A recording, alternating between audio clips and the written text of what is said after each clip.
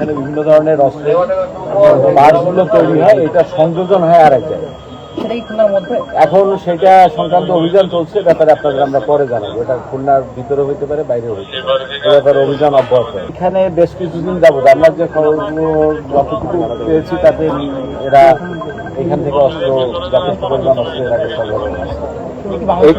খুলনার আশেপাশে যেরকম যশোর, সাতক্ষীরা, এই সমস্ত বিভিন্ন এলাকায়, খুলনাতে এই অস্ত্রগুলা সন্ত্রাসী, জলদস্যু এরাই সাধারণত এই অস্ত্রগুলা পরীক্ষা আছে। আপনার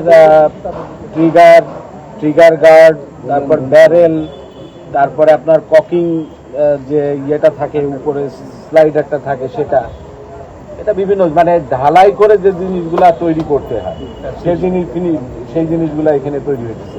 ফিনিশিং এর যে জিনিসগুলা ধরেন বাটের কাঠের অংশ, তারপরে আপনার স্প্রিং, এগুলো আবার অন্য জায়গায় সংযোজন।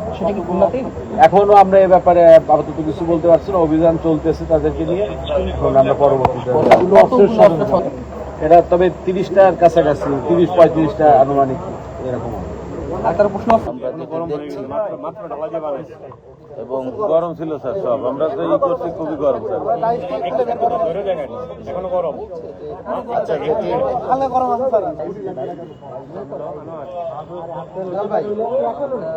কথা বলেন, অসুস্থ হয়ে গেছে।